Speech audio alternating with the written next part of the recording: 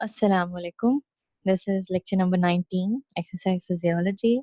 इस लेक्चर के अंदर हम कंटिन्यू करेंगे प्रीवियस लेक्चर की बेसिक्स, बेसिकली कि exercise prescription for special population. Special population क्या है कि वो लोग या वो पॉपुलेशन या सर्टेन ग्रुप ऑफ पीपल जो कि आपके नॉर्मल हेल्दी एडल्ट से या हेल्दी नॉर्मल यंग इंडिविजुअल से थोड़ा सा डिफरेंट है। अब वो क्यों बाकियों से डिफरेंट हो सकते हैं, उनके अंदर यकीनन कोई ना कोई एग्जिस्टिंग पैथोलॉजी होगी। अब उन पैथोलॉजीज को हम वन बाय वन डिस्कस करते जाएंगे और साथ उनकी एक्सरसाइज प्रिस्क्रिप्शन देखते जाएंगे कि फॉर एग्जाम्पल अगर किसी को सीओपीडी है, उसकी एक्सरसाइज प्रिस्क्रिप्शन क्या होगी, आप उसको कैसे एक्सरसाइज प्लान करेंगे। कोई हाइपरटेंसिव है, कोई कोरोनरी आर्टरी डिजीज का प्रॉब्लम है, कोई डायबिटिक है, ये सारी चीजें हमारी स्पेशल पॉपुलेशन में फॉलो करती हैं। इसमें सबसे पहले हमारे पास है chronic obstructive pulmonary disease, COPD. Pulmonary disease है, पल्मोनरी इसका मतलब लंग्स में है। किस तरह की डिजीज है, इसकी वजह से ये जो भी डिजीज है इसकी वजह से ऑब्स्ट्रक्शन हो जाती है। कितनी देर के लिए, ये ड्यूरेशन कितना है इस ऑब्स्ट्रक्शन का, क्रॉनिक मतलब कि ये लॉन्ग टर्म ऑब्स्ट्रक्शन है। अब सीओपीडी के अंदर, सीओपीडी आप लोगों ने फिजियोलॉजी में वैसे भी पढ़ा होगा, हम इससे पहले एक एक्सरसाइज फिजियोलॉजी के लेक्चर में डिस्कस कर चुके हैं। सीओपीडी के अंदर बेसिकली दो मेन कंडीशंस फॉलो करती हैं, emphysema as well as chronic bronchitis. ठीक है, chronic bronchitis, chronic means long term जो भी कंडीशन है। कंडीशन क्या है, bronchitis, itis stands for inflammation. किसकी इन्फ्लेमेशन, ब्रोंकाई की। तो अगर ब्रोंकाई की लॉन्ग टर्म इन्फ्लेमेशन है कोई इन्फेक्शन की वजह से या सिंपल इन्फ्लेमेशन है, तो वो क्या है, क्रॉनिक ब्रोंकाइटिस। दूसरी कंडीशन है हमारे पास एम्फाइसीमा। एम्फाइसीमा क्या है, ब्रेकडाउन और डिस्ट्रक्शन ऑफ द एल्ब्यूलाई। ये दो मेन कंडीशंस फॉलो करती हैं सीओपीडी में। जरूरी नहीं है दोनों इकट्ठी एग्जिस्ट करें, हो सकता है सिर्फ एम्फाइसीमा हो सीओपीडी के पेशेंट को, या फिर हो सकता है उसको सिर्फ क्रोनिक ब्रोंकाइटिस हो। और ये भी पॉसिबल है कि उसको सीओपीडी, उसका जो डायग्नोज हुआ है उसको एक ही टाइम पे ये दोनों चीजें हैं। ठीक है, कुछ बुक्स में या कुछ रिसर्चेस में अक्सर सीओपीडी के साथ ब्रोंकियल आस्थमा को भी एसोसिएट किया जाता है।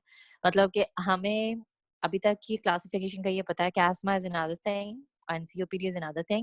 However, COPD further consists of two further conditions, chronic bronchitis और emphysema.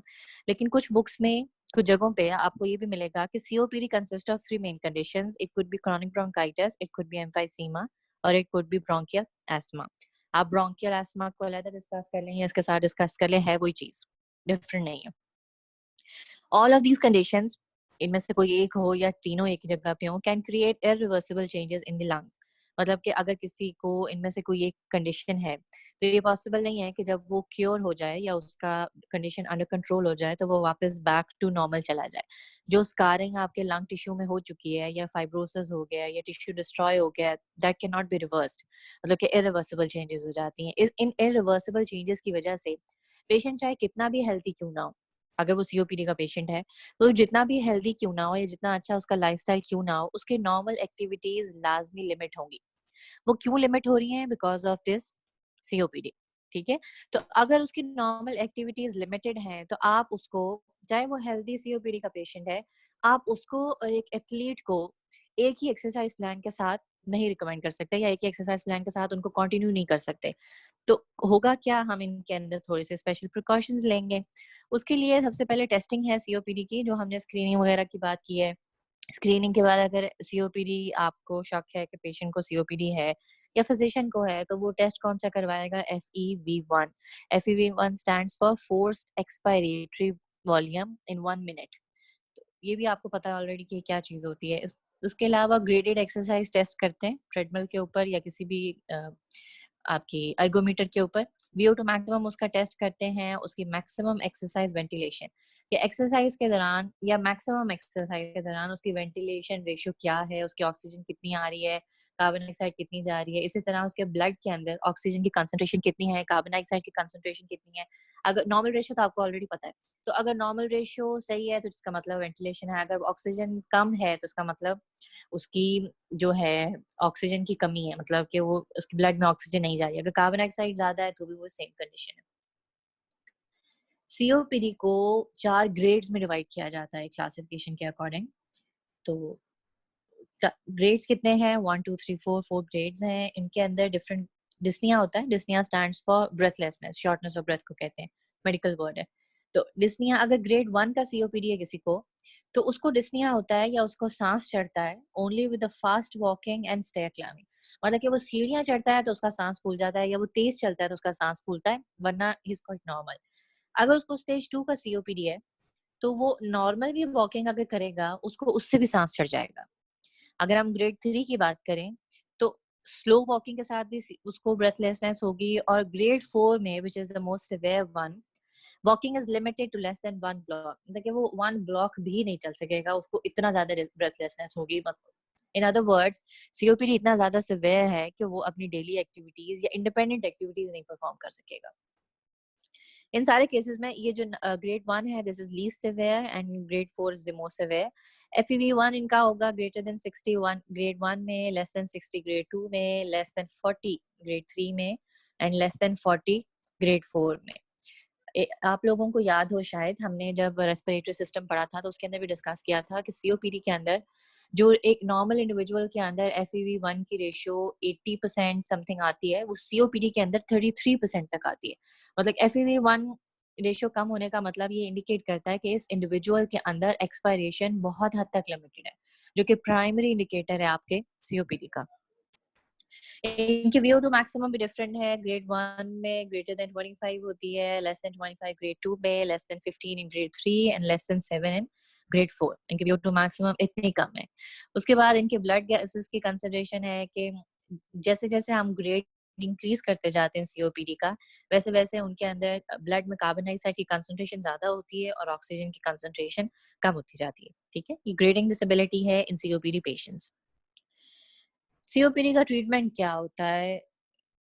जो भी ट्रीटमेंट होगा उसके गोल्स हैं कि आपने पेशेंट को कम से कम रिलाय करना है एक्सटर्नल ऑक्सीजन के ऊपर और दवाइयों के ऊपर। इन अदर वर्ड्स, आपने उसको बेसिकली इंडिपेंडेंट करना है ताकि वो अपनी डेली एक्टिविटीज जो है वो बेहतर तरीके से परफॉर्म कर सके। आउटकम्स क्या होने चाहिए? Increase exercise tolerance without dyspnoea, कि वो एक्सरसाइज कर सके, उस इतना वो बेहतर हो जाए कि वो अपनी एक्सरसाइज कर सके विदाउट डिस्निया, मतलब कि उसको सांस ना चढ़े और वो एक्सरसाइज कर सके। उसके अलावा इंक्रीज सेंस ऑफ वेलबींग, जाहिर सी बात है जब वो ओवरऑल बेहतर होती जाएगी उसकी कंडीशन, तो उसकी वेलबींग भी, या वो अपने आप को बेहतर महसूस करेगा। जस्ट फॉर बेसिक नॉलेज, इनकी मेडिकेशन क्या होती है? हमने नहीं देनी इनकी मेडिकेशन, हमारा ताल्लुक इनकी एक्सरसाइज के साथ है सिर्फ। मेडिकेशंस क्या है? उनको ब्रोंकोडायलेटर्स दिए जाते हैं क्योंकि ब्रोंकियो कंस्ट्रिक्शन हुई भी होती है उनके अंदर। उनको सप्लीमेंटल ऑक्सीजन दी जाती है, और क्योंकि उनके मसल्स इस काबिल नहीं होते कि वो ऑक्सीजन को एक्सट्रैक्ट या अंदर की तरफ लेकर जा सके। 28, और ये जो सप्लीमेंटल ऑक्सीजन होती है इसके अंदर 28% ऑक्सीजन होती है और 72% हीलियम होती है। अब आप कहेंगे कि जी देनी तो हमने उसको ऑक्सीजन है, तो हमने उसको इतनी सी ऑक्सीजन दे दी है, इतनी सारी हीलियम दे दी है। हीलियम इसलिए दी जाती है because helium gas act as a calmer, मतलब कि जो ये कामिंग गैस होती है कि रिलैक्सेशन होती है इसकी वजह से बॉडी के अंदर। तो जो भी मसल्स जो कि बेचारे डिस्ट्रेस में होते हैं, आपके मसल्स बॉडी के ब्रीदिंग मसल्स जो होते हैं स्पेशली, उनको थोड़ा सा रिलैक्सेशन मिलती है और वो बेहतर तरीके से अपनी फिर ऑक्सीजन को यूटिलाइज कर सकते हैं। उसके अलावा इन लोगों को इंस्पायरेटरी प्रेशर सपोर्ट दी जाती है, मतलब कि उनको जो आपने देखा होगा नेजल कैनुला होता है, अक्सर पेशेंट्स को लगा होता है नाक के नीचे से एक ट्यूब सी होती है जो ट्रांसपेरेंट सी, वो जो नाक के नीचे से गुजरी होती है, उसके साथ एक कैनुला अटैच्ड होता है जो कि आपकी नोज के अंदर इंसर्ट होता है। तो वो इंस्पायरेटरी प्रेशर सपोर्ट होती है कि वो जो प्रेशर के साथ गैस उसमें जा रही होती है, जब आप सांस लेते हैं तो उस गैस में ऑलरेडी प्रेशर है, आपको बहुत कम जोर लगाना पड़ेगा और गैस इटसेल्फ अपने प्रेशर की वजह से खुद ब खुद आपके लंग्स में ट्रांसफर हो जाएगी। तो अगर गैस खुद चली जाएगी तो आपको क्या फायदा हुआ, या सीओपीडी के पेशेंट को क्या फायदा हुआ? अब आपके मसल्स ने कम काम किया, मतलब कि इस केस में जब ऑलरेडी बेचारे मसल्स तंग थे या मसल्स के अंदर इतनी पावर नहीं थी, तो हमने उन मसल्स को थोड़ा सा सपोर्ट दी है। किस फेज में सपोर्ट दी है? इंस्पिरेशन के अंदर। उसकी वजह से फायदा क्या होता है? It reduces the work of inspiratory muscles, आपके इंस्पिरेटरी मसल्स को कम काम करना पड़ता है इस कंडीशन में। इसके अलावा क्या होता है? हम इनके इंस्पिरेटरी मसल्स की ट्रेनिंग करते हैं। अब हमारी बारी आ गई है कि थेरेपिस्ट या एक्सरसाइज फिजियोलॉजिस्ट रिहैब का, या जो आपने हम तो फिजियोथेरेपिस्ट हैं, रेस्पिरेटरी थेरेपिस्ट भी एक फील्ड होती है, उसके अंदर they are mainly concerned with the chest physiotherapy. तो ये सारी चीजें वो लोग ज्यादा बेहतर तरीके से डील करते हैं। क्या होता है इंस्पिरेटरी मसल ट्रेनिंग, आप जो मसल्स इंस्पिरेशन में इन्वॉल्व हैं उनकी स्ट्रेंथ बेहतर करते हैं, उन मसल्स की एंड्योरेंस बेहतर करते हैं और उसकी वजह से परफॉर्मेंस ओवरऑल बेहतर होती है। लेकिन ज़रूरी नहीं है कि आप सीओपीडी के अंदर सिर्फ इंस्पिरेटरी मसल्स को अगर ट्रेन करें तो 100% परफॉर्मेंस इंप्रूव हो जाए। उसकी वजह क्या है कि सीओपीडी के मल्टीपल अगर कॉजेज हैं तो जब तक सारे कॉजेज को एड्रेस नहीं किया जाएगा सिर्फ एक ट्रीटमेंट उसके पेशेंट को हेल्प नहीं कर सकता। ठीक है, फिर हमारे पास आता है इंटरवल ट्रेनिंग। इंटरवल ट्रेनिंग क्या होती है, आप उनको ब्रेक दे दे के उनकी एक्सरसाइज करवाते हैं और ब्रेक देने का फायदा क्या होता है कि जो वर्क मोड होता है उनका, आप उसमें उनको ज्यादा एक्सरसाइज करवा सकते हैं, हायर इंटेंसिटी की एक्सरसाइज करवाते हैं। फायदा क्या है कि जब आपने हायर इंटेंसिटी की एक्सरसाइज कराई वो थोड़ी ड्यूरेशन की थी, पेशेंट उसको बर्दाश्त कर सकता है और क्योंकि उसके फौरन बाद रेस्टिंग पीरियड आ जाता है, पेशेंट को रिलैक्सेशन उसमें मिल जाती है। उसके अलावा आप मसल्स की रेजिस्टेंस ट्रेनिंग कराते हैं। कौन से मसल्स की, सारे चेस्ट के मसल्स की, आपके अपर लिम्ब के मसल्स की, आपके नेक के मसल्स की। फायदा क्या है इसका, आपके जितने ये मसल स्ट्रांग होंगे, क्योंकि एक्सेसिव मसल विथ होते हैं ना आपके रेस्पिरेशन में, तो जितने ये मसल स्ट्रांग होंगे उतनी आपकी रेस्पिरेशन में, inspiration as well as the expiration, दोनों केसेस में आपको फायदा होगा पेशेंट का। ठीक है, ये सीओपीडी था, इसकी हमने एक्सरसाइज प्रिस्क्रिप्शन देख ली। हाइपरटेंशन नेक्स्ट कंडीशन है हमारी, क्या है क्या, अगर परसिस्टेंट हाई ब्लड प्रेशर हो, सिर्फ one time high blood pressure को हाइपरटेंशन नहीं कहा जाता, persistent hypertension high blood pressure को कहते हैं। इसके लिए एक और वर्ड भी यूज किया जाता है कि 2 से 3 दफा अगर आप चेक कर रहे हैं कंसेक्यूटिवली 2-3 दिन के वक्फे से और इतना ब्लड प्रेशर आ रहा हो तो इसका मतलब आप पेशेंट को हाइपरटेंशन है। प्रेवलेंस इसकी कितनी है, यूएस एडल्ट्स में ऑलमोस्ट 50 मिलियन लोगों को हाइपरटेंशन है और मेजॉरिटी को स्टेज 1। अगर हमने स्टेज 1 का जिक्र किया है तो हम बाकी स्टेजेस का भी साथ ही जिक्र कर लेते हैं। उसके लिए नॉर्मल हमें ब्लड प्रेशर पहले पता होना चाहिए, 120/80 नॉर्मल होता है, right? 120 systolic and 80 diastolic. Pre hypertension क्या है, 120 से 139 सिस्टोलिक एंड 80 टू 89 डायस्टोलिक। अगर इतना ब्लड प्रेशर आपका इंक्रीज हो जाए ऑलमोस्ट 19 के लेवल तक और डायस्टोलिक 9 के यूनिट्स तक, तो उसको प्री हाइपरटेंशन कहते हैं। इस केस में पेशेंट को अभी हाइपरटेंशन है नहीं, अगर ये परसिस्टेंट रहा तो इसके बाद उसको हाइपरटेंशन हो सकता है। ये प्री हाइपरटेंशन की स्टेट है, मतलब कि इसमें अगर आप कंट्रोल करना चाहें तो पेशेंट कंट्रोल रह सकता है। हाई ब्लड प्रेशर स्टेज 1 क्या है, 140 से 159 सिस्टोलिक, 90 से 99 डायस्टोलिक। स्टेज 2 कब होगा, जब 160 से ज्यादा या 160 आपका सिस्टोलिक हो जाए और 100 से ज्यादा डायस्टोलिक हो जाए। अगर आपका systolic blood pressure greater than 180 चला जाए और आपका diastolic blood pressure greater than 110 चला जाए, अब ये हाइपरटेंशन नहीं है, अब ये हाइपरटेंसिव क्राइसिस है। हाइपरटेंसिव क्राइसिस का मतलब क्या होता है, ये एक रेड फ्लैग है, एक इमरजेंसी सिचुएशन है। इसके अंदर आपको लाजमी पेशेंट को लेकर जाना है आईसीयू में और उसको इंट्रावीनस ड्रग्स वगैरह देकर फौरन से काम करना जरूरी है। क्यों? क्योंकि ये इंतहाई डेंजरस लेवल्स है। तो इसमें आप सिंपल ओरल मेडिकेशन जो उसको पहले दे रहे थे उसकी वजह से ये ठीक नहीं होता कभी भी। ठीक है, ये हाइपरटेंसिव क्राइसिस में कंसिडर होता है। तो ये पॉइंट याद रखिएगा, शॉर्ट के लिए भी इम्पोर्टेंट है, कॉन्सेप्ट वाइज भी इम्पोर्टेंट है कि हाइपरटेंसिव क्राइसिस क्या चीज है। कॉजेस क्या हो सकते हैं, मल्टीपल कॉजेस हैं, हायर सॉल्ट इनटेक, ओबेसिटी की वजह से, सेडेंटरी लाइफस्टाइल, अगर अल्कोहल इनटेक ज्यादा है, सिंपल आपके जेनेटिक्स हैं, स्मोकिंग की वजह से, लो पोटाशियम कैल्शियम और मैग्नीशियम के लेवल अगर आपके डिस्टर्ब हो तो हाइपरटेंशन में कंट्रीब्यूट करते हैं। क्यों? क्योंकि इसकी वजह से सोडियम भी कंट्रोल होता है। और आपको एंजाइटी, स्ट्रेस या डिप्रेशन या कोई भी मेंटल इलनेस है तो उसकी वजह से भी हाइपरटेंशन हो सकता है। ट्रीटमेंट क्या होता है, नॉन फार्माकोलॉजिकल ट्रीटमेंट के अंदर, नॉन फार्माकोलॉजिकल का मतलब है जो दवाइयों के बगैर ट्रीटमेंट होता है, उसके अंदर 2 चीजें फॉल करती हैं, एक्सरसाइज एंड डाइट। डाइट क्या है, आप उनके सॉल्ट इनटेक कम करें। और सॉल्ट इनटेक कम करने से कितना फायदा है, रिसर्च जगह पे कोट करती है कि अगर आप रिडक्शन करते हैं ब्लड सॉल्ट की अपनी डाइट में तो आपका systolic blood pressure almost 5 mmHg तक नीचे आ जाता है और डायस्टोलिक 3 यूनिट्स तक इम्प्रूव हो सकता है। कैलोरी इंटेक कम कर दें। क्यों? अगर आपका ओबेसिटी के साथ एसोसिएटेड है तो वेट लॉस की वजह से लाजमी उसको फर्क पड़ेगा। और 1 kg अगर आप वेट लूज करें तो 1.6 mmHg सिस्टोलिक कम होता है और 1.3 mmHg डायस्टोलिक कम होता है। इन दोनों के साथ माइनस का साइन इंडिकेट कर रहा है। माइनस का मतलब है कि अगर 1 kg वेट लॉस करेंगे तो इतना सिस्टोलिक ब्लड प्रेशर कम हो जाएगा। लास्टली हमारे पास आता है एक्सरसाइज। एक्सरसाइज की वजह से क्या है कि आप रेस्टिंग ब्लड प्रेशर के अंदर 10 यूनिट्स तक डिक्रीज ला सकते हैं सिर्फ एक्सरसाइज की वजह से। अब ये जो एक्सरसाइज आपने करवानी है इसकी रिकमेंडेशंस क्या है कि आप उनको मॉडरेट इंटेंसिटी की एक्सरसाइज करवाएं। कितनी इंटेंसिटी के साथ, 40 to 60% of your heart rate reserve, 30 minutes तक मोस्ट, ऑलमोस्ट डेली भी करवा सकते हैं, और अगर आपने एक्सपेंडिचर का गोल रखना है तो एक वीक में 700 से लेकर 2000 किलो कैलोरीज इसके दरमियान में आपका एनर्जी एक्सपेंडिचर होना चाहिए, इससे ज्यादा भी नहीं और इससे कम भी नहीं। मतलब कि ये एक हेल्थी गोल है आपके पास। ACSM रिकमेंड करता है कि for improving the VO2 maximum can also be followed. आप VO2 मैक्सिमम को इम्प्रूव करने के लिए जो ACSM की रिकमेंडेशन है उसको भी फॉलो कर सकते हैं, उस वजह से हाइपरटेंशन पे भी लाजमी फर्क पड़ता है।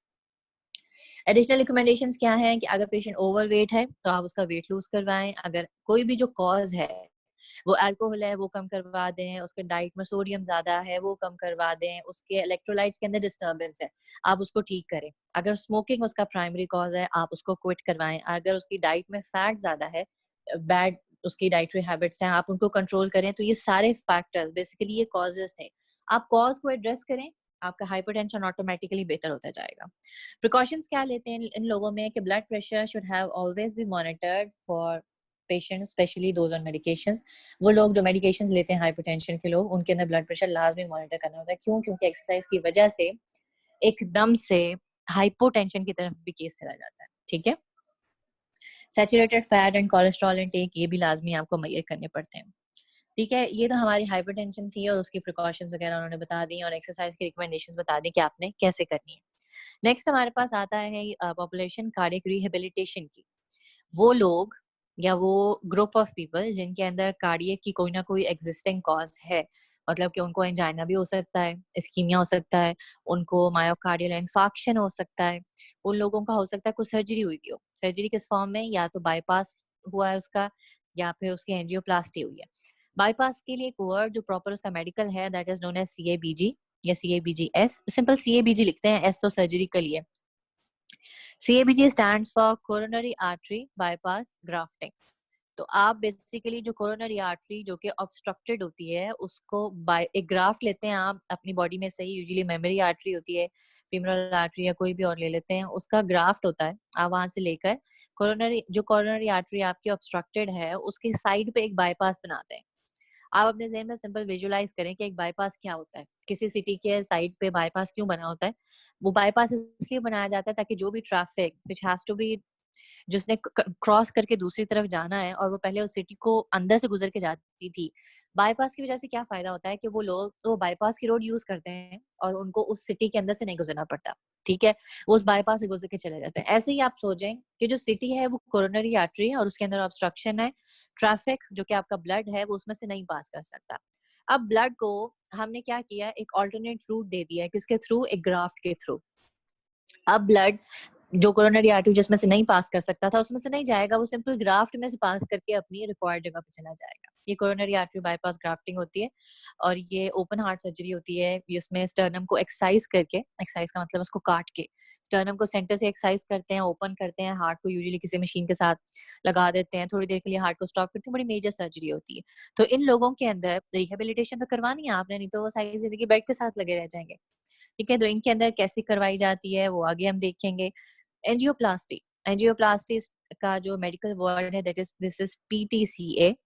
PTCA stands for percutaneous transluminal coronary angioplasty. Percutaneous skin के नीचे, ट्रांसल्यूमिनल ल्यूमन को अंदर से गुजार के, किसके? ल्यूमन से, कोरोनरी आर्टरी। ल्यूमन होता है जो आर्टरी के दरमियान में जो हॉलो जगह होती है। कौन सी आर्टरी? कोरोनरी की। किया क्या है उसके साथ? Angioplasty. Percutaneous transluminal coronary angioplasty. ठीक है, करते हैं क्या है, आप फीमरल आर्टरी से यूजुअली लेग से एक कैथेटर पास करते हैं, ऑक्लूडेड जगह पे वो जाता है, वहां पे जाके वो कैथेटर ओपन होता है, बलून अटैच्ड होता है, वो ओपन होता है और उसकी वजह से जो आपकी ऑब्स्ट्रक्टेड आर्टरी होती है उसको भी खोल दिया जाता है और उसके अंदर यूजुअली इसी प्रोसीजर के थ्रू स्टेंट भी डाल देते हैं। ये क्लोज हार्ट सर्जरी होती है लेकिन सर्जरी तो डेफिनेटली है। तो 4 मेन कंडीशन है हमारे पास: angina pectoris, myocardial infarction, CABG and angioplasty. Usually इनको मेडिकेशंस कौन सी दी जा रही होती हैं? उनको बीटा ब्लॉकर्स दिए जा रहे होते हैं जिसकी वजह से हार्ट रेट उनका कम होता है। एंटी एरिथमिक मेडिकेशंस दी जा रही होती हैं ताकि उनका हार्ट रिदम जो है वो एबनॉर्मल ना हो, और फाइनली उनको नाइट्रोग्लाइसिन्स दिए जा रहे होते हैं। ठीक है, ये रिलैक्सर्स होते हैं। इनको ग्रेडेड एक्सरसाइज टेस्टिंग के थ्रू आपने लाजमी गुजारना होता है ताकि पेशेंट का हम स्टेमिना चेक कर सकें। उसके साथ ECG मॉनिटर करते हैं, हार्ट रेट और रिदम भी लाजमी मॉनिटर करते हैं। आप इमेजिन करें पेशेंट को ट्रेडमिल पे चढ़ाया हुआ है, उसको ECG भी उसकी मॉनिटर हो रही है, चिप्स अटैच्ड हैं सारी, हार्ट रेट भी मेजर हो रहा है और उसका हार्ट का रिदम भी मेजर हो रहा है। तो उसके जो साइंस ऑफ इस्कीमिया है, जो कि इंडिकेट बेसिकली एसटी सेगमेंट का डिप्रेशन होता है, वो आपके फौरन से ईसीजी पे नजर आना शुरू हो जाते हैं अगर पेशेंट की एक्सर्शन हार्ट के ऊपर ज्यादा हो रही है। ठीक है, ईसीजी के अलावा आप उनका ब्लड प्रेशर भी लाजमी साथ साथ मॉनिटर करते हैं। इसके अलावा इन पेशेंट्स के अंदर या इन क्लाइंट्स के अंदर आप आरपीई स्केल को लाजमी यूज करते हैं। RPE stands for rating of perceived exertion. Sign और सिम्टम्स क्या होते हैं लोगों में, अगर इनके अंदर कोई प्रॉब्लम है, मतलब कि वो पेशेंट इस काबिल अभी हुआ नहीं है, उसके हार्ट की कंडीशन इतनी बेहतर नहीं है कि वो एक्सरसाइज कर, क्या होंगे, उनको एक्सरसाइज के साथ चेस्ट पेन स्टार्ट हो जाएगी। ठीक है, और इसके अलावा एक और इमेजिंग टेक्नोलॉजी है, सीटी स्कैन्स वगैरह होते हैं जिसके अंदर आप परफ्यूजन देखते हैं उनकी डिफरेंट वो होते हैं आपके रेडियो न्यूक्लियाइड्स होते हैं थेलियम और टेक्नीशियम के साथ। तो ये बेसिकली इंजेक्ट कर देते हैं ब्लड में और ये जाके डिटेक्ट करते हैं कि किस जगह पे ऑब्स्ट्रक्शन है। इनका जो एक्सरसाइज प्लान होता है वो 3 फेजेस में डिवाइड किया जाता है, फेज 1, 2 एंड 3। फेज 1 कब है, जब वो पेशेंट अभी हॉस्पिटल में एडमिट है, मतलब कि अभी वो इन पेशेंट है, आप वो मरीज दाखिल हुआ है, थेरेपिस्ट जाता है या रेस्पिरेटरी थेरेपिस्ट जब जाके उसकी एक्सरसाइज करवाता है या जो भी उसकी कंडीशंस कराता है, वो फेज 1 की रिहैब है। फेज 2 की रिहैब क्या है, जब वो वहां जैसे ही वो वहां से डिस्चार्ज हुआ है, अब उसका फेज 2 स्टार्ट हो गया है। अब वो घर चला जाएगा, लेकिन जब भी वो एक्सरसाइज करेगा वो आपके पास आएगा, मतलब कि वो रेगुलर विजिट्स के लिए अपना आता रहेगा और आपके पास रिहेबिलिटेशन सेंटर्स में भी आता रहेगा। अब वो फेज 2 की है। फेज 3 क्या है, जब वो काफी हद तक बेहतर हो जाए और उसको सुपरविजन की जरूरत भी नहीं है, अब वो होम बेस्ड एक्सरसाइजेस करेगा।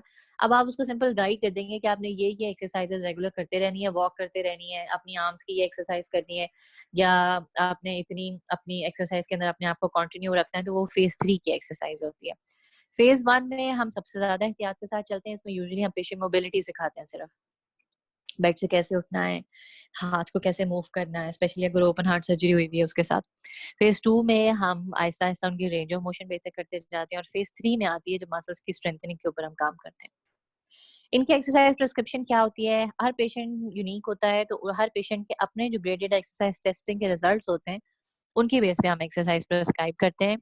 मेड्स लेवल के ऊपर हार्ट रेट और साइन एंड सिम्टम्स की बेस पे भी उसकी होल बॉडी एक्सरसाइज में यूजुअली उसको एंगेज करते हैं, और डायनामिक एक्सरसाइजेस होती हैं, मतलब कि वॉक करा लें आप उसको, रनिंग वगैरह करवा लें अगर वो बहुत बेहतर हो गया तो।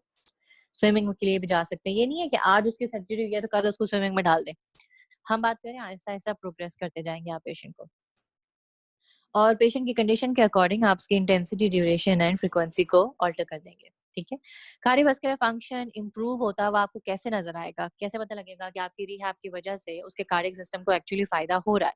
आपको क्या नजर आएगा, उसका वीओ2 मैक्सिमम बेहतर हो चुका होगा, उसका इस्कीमिया के बगैर वो ज्यादा वर्क परफॉर्म कर सकेगा, मतलब कि उसका स्टेमिना बढ़ गया, और वो ज्यादा देर तक, उसके अंदर ज्यादा कैपेसिटी होगी कि वो ज्यादा देर तक अपनी एक्सरसाइज को कंटिन्यू कर सकेगा।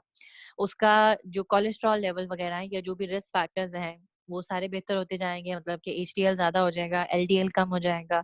HDL stands for high density cholesterol, LDL stands for low density cholesterol, या VLDL very low density lipoproteins. तो ये जो भी LDL and VLDL they are bad cholesterols, और HDL is high good cholesterol. अगर किसी के अंदर एचडीएल, इसका यूजुअली कंसंट्रेशन एचडीएल की ज्यादा होती है और वीएलडीएल की कम होनी चाहिए in healthy individual. Secondary prevention programs क्या होते हैं, आप उनको फर्दर किसी और कार्डियक इवेंट से बचाने के लिए भी उनको एक्सरसाइज में एंगेज करते हैं। ठीक है, 3 डिफरेंट स्पेशल पॉपुलेशंस हम पढ़ चुके हैं, सबसे पहले सीओपीडी थी, उसके बाद हाइपरटेंशन थी, उसके बाद कार्डियक रिहेबिलिटेशन की थी। ठीक है, अब आगे हमारे पास आती है osteoporosis. Most of you have already studied and discussed osteoporosis is. मैं दोबारा थोड़ा सा कर देती हूँ, मेरे ख्याल में बायोमैकेनिक्स सब नहीं पढ़ी भी। ऑस्टियोपोरोसिस क्या होता है, आपके बोन मिनरल्स के अंदर डेंसिटी कम हो जाती है, और उस रिड्यूस डेंसिटी की वजह से बोन्स आप ऐसे कहीं हॉलो हो जाती हैं, अंदर से वीक हो जाती हैं। तो जब वो वीक हो जाती हैं तो उसकी वजह से उनके अंदर फ्रैक्चर का रिस्क भी बढ़ जाता है। ठीक है, और एक बात याद रखिएगा, ऑस्टियोपोरोसिस के अंदर जो फ्रैक्चर होता है उसको पैथोलॉजिकल फ्रैक्चर कहते हैं। मैं दोबारा रिपीट करती हूँ, a fracture which is occurring in a bone which is already osteoporotic, उस फ्रैक्चर को पैथोलॉजिकल फ्रैक्चर कहा जाता है। ठीक है, पैथोलॉजिकल फ्रैक्चर क्यों कहते हैं, कि किसी और एग्जिस्टिंग डिसऑर्डर की वजह से ये फ्रैक्चर हुआ है, इसलिए, तो वो किसी और पैथोलॉजी की वजह से।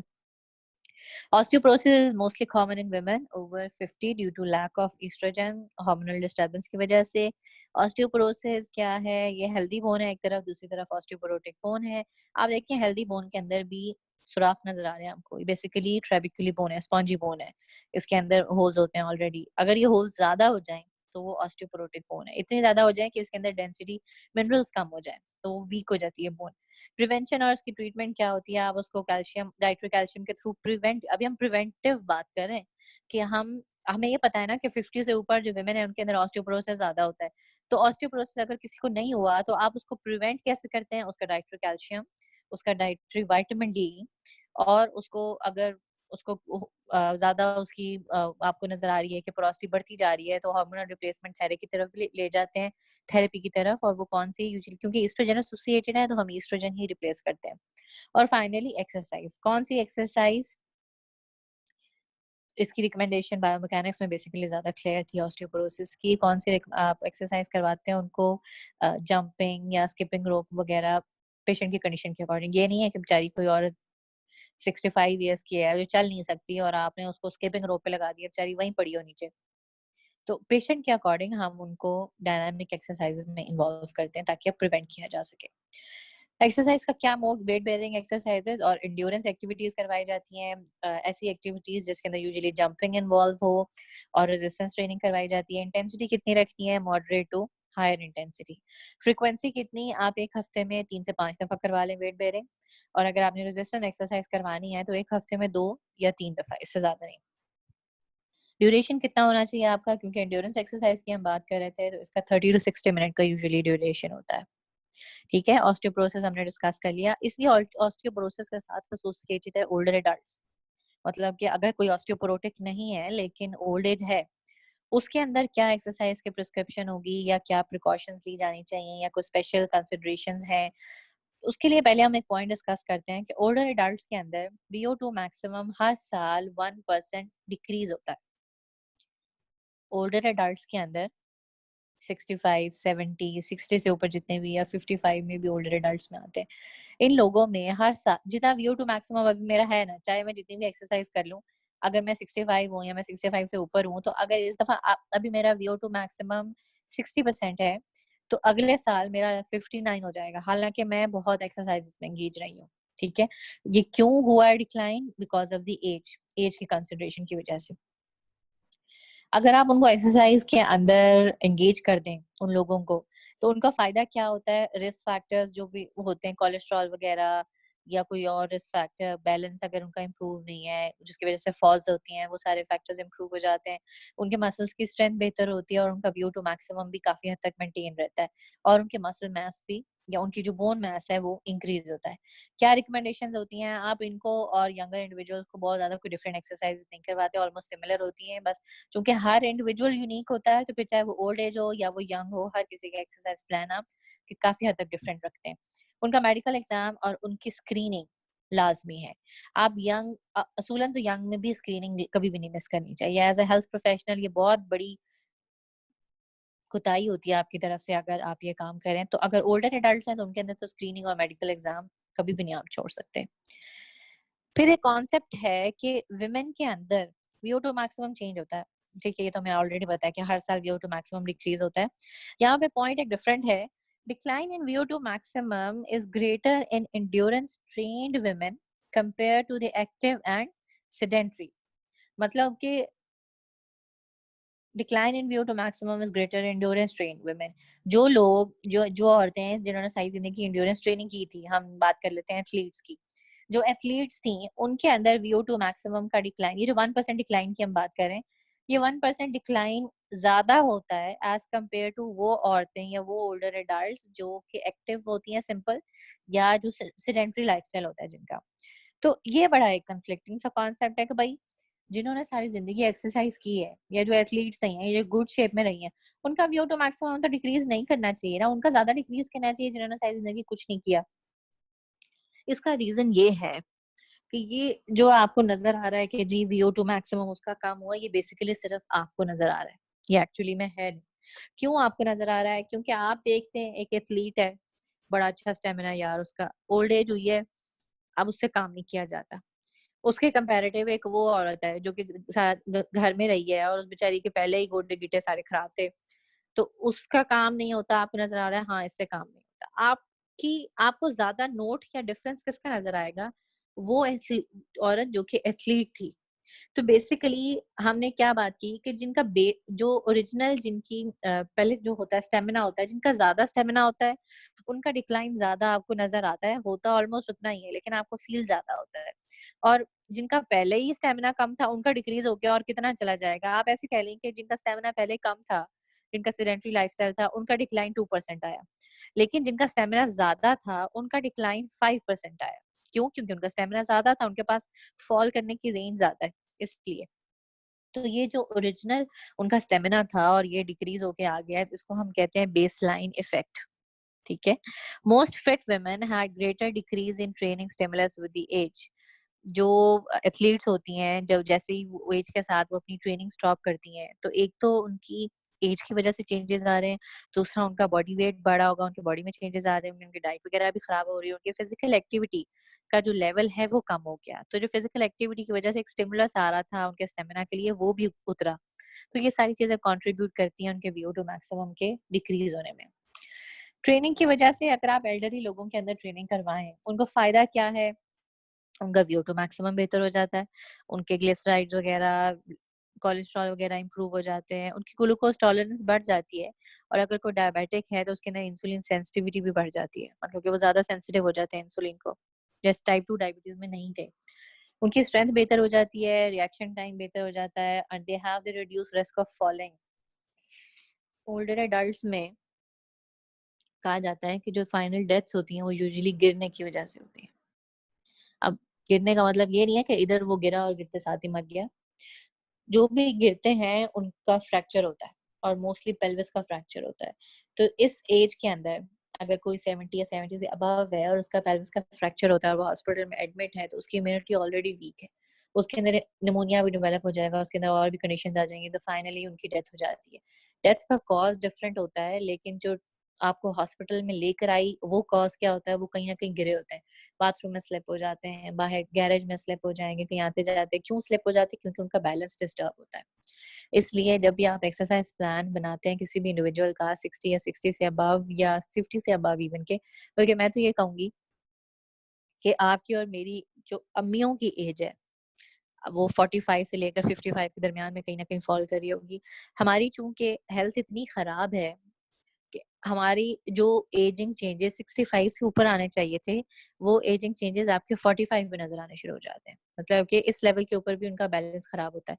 तो आप जब भी उनका एक्सरसाइज प्लान बनाते हैं, आप उनको बैलेंस ट्रेनिंग लाजमी करवाते हैं। वो बैलेंस ट्रेनिंग करवाने का मकसद क्या है? ताकि उनके फॉलिंग के रिस्क को रिड्यूस किया जा सके, वो कम से कम चांसेस हों कि वो गिर जाए।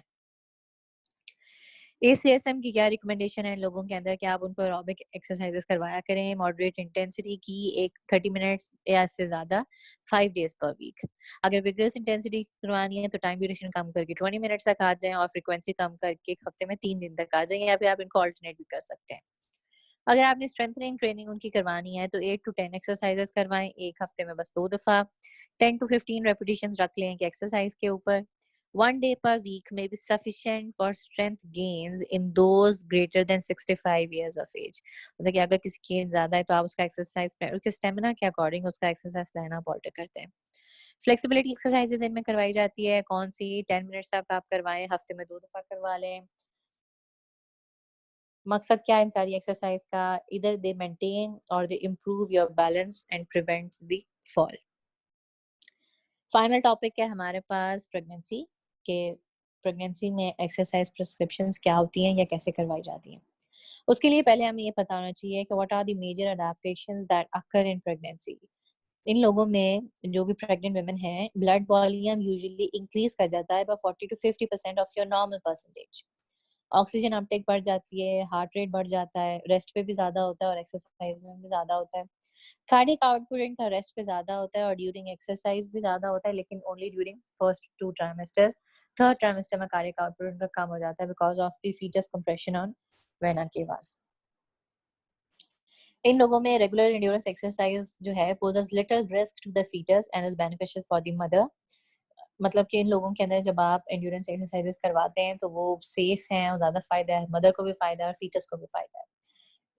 इस एंड्योरेंस एक्सरसाइज की वजह से उनके अंदर gestational diabetes and preeclampsia, इन दोनों के चांसेस कम हो जाते हैं।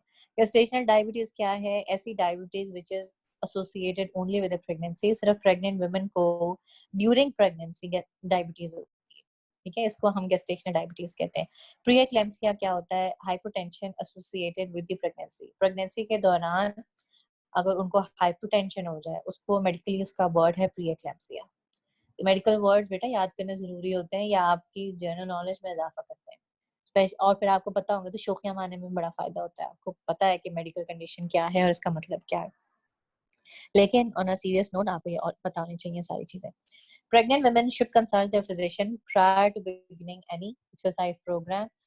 ऑल्दो आपको पता है एक्सरसाइज प्रोग्राम क्या होना चाहिए, लेकिन हर वही बात आ गई कि हर पेशेंट यूनिक है, तो हर प्रेग्नेंट वुमेन को भी एक्सरसाइज स्टार्ट करने से पहले अपने फिजिशियन की रिकमेंडेशंस लाजमी चाहिए, ताकि एब्सोल्यूट एंड रिलेटिव कॉन्ट्राइंडिकेशंस को प्रिवेंट किया जा सके। एक्सरसाइज ट्रेनिंग का इन पे क्या फर्क होता है? इनका VO2 मैक्सिमम बढ़ जाता है या फिर मेंटेन भी किया जा सकता है। ACSM की क्या रिकमेंडेशन है कि आप प्रेग्नेंट वुमेन को 30 मिनट पर डे एक्सरसाइज करवाएं। कितनी ड्यूरेशन की? इंटेंसिटी की? मॉडरेट इंटेंसिटी की। और कब? ऑलमोस्ट रोज। तो इसमें से आपके नजदीक कौन सी आती है? एंड्योरेंस की बात करें हम, वॉकिंग ही मोस्ट कॉमन होती है, आधा घंटे की वॉक डेली, बस इतनी भी, मतलब कि अगर रोजाना आधे घंटे की वॉक भी कर ले पेशेंट, वो भी उसके लिए बहुत फायदा है। इंटेंसिटी डिटरमिन की जाती है हार्ट रेट के साथ, लेकिन चूंकि हार्ट रेट इसमें ज्यादा होता है ऑलरेडी, तो ये एक इतना रिलायबल मेथड नहीं है। हम ज्यादातर रिलाय करते हैं रेटिंग ऑफ परसीव्ड एक्सर्शन से। पेशेंट खुद आपको वर्बली जो बता रहा है आप उसके ऊपर ज्यादा रिलाय करते हैं। No supine exercise after the first trimester. आप उनको एक्सरसाइजेस में जितना भी एंगेज रखें फर्स्ट ट्राइमेस्टर के बाद उनको सुपाइन लाइन में एक्सरसाइज नहीं करवाई। सुपाइन लाइन क्या होती है? बिल्कुल सीधा लेट के, अगर आप छत की तरफ आपने मुंह किया हुआ है तो ये सुपाइन लाइन है। इसके अंदर आप उनको एक्सरसाइज फर्स्ट ट्राइमेस्टर के बाद नहीं करवाते। क्यों? क्योंकि फीटस का कंप्रेशन बढ़ जाता है। ठीक है जी, ये आपका लेक्चर था, लेक्चर खत्म हो गया। आप लोगों को शायद प्रॉब्लम हो, मैं थोड़ा फास्ट फास्ट बोलती हूँ, लेकिन मेरा यहाँ पे फास्ट बोलने का मकसद सिर्फ ये है, 40 मिनट्स का हो गया ऑलरेडी लेक्चर, कि मैं जितना आप स्लो करती जाऊंगी ना लेक्चर उतना लंबा होता जाएगा। अगर किसी को मेरे एक दफा समझाने पे समझ आ रही है तो उसको तो जब भी बार बार सुनेगा वो तंग ही होगा कि मेरा टाइम वेस्ट कर रहे हैं, मैंने कुछ और करना है। या अगर आपने एक लेक्चर पढ़ने के लिए 40 मिनट्स लगाए तो मेरे ख्याल में मैं अगर स्टूडेंट होती तो मैं 40 मिनट लगा के एक लेक्चर कभी भी ना पढ़ती। तो मैं आपके पर्सपेक्टिव से ये बात कर रही हूँ कि मैं इसलिए थोड़ा सा फास्ट करती हूँ। तो अगर आपको नहीं समझ आता कोई पॉइंट, या तो आप मुझे ईमेल करके पूछ लें, मैं आपको वो दोबारा समझा दूंगी, या फिर रिकॉर्डिंग कोई, क्योंकि रिकॉर्डिंग है ना आपके पास है, आप उसको थोड़ा सा पीछे करके दोबारा सुन लें, बजाय इसके कि मैं उसको आराम आराम से डिटेल में लेकर चलूं। आपका भी टाइम जाया और मेरा भी टाइम जाया। ठीक है, तो पढ़ लो, ये ना हो कि पेपर्स वगैरह आ जाए तो फिर आप लोगों को एकदम से कोई परेशानी हो। नेक्स्ट टाइम अगले लेक्चर में मिलते हैं, तब तक के लिए अपना भी ख्याल रखें और अपने घर वालों का। ठीक है, अल्लाह हाफिज।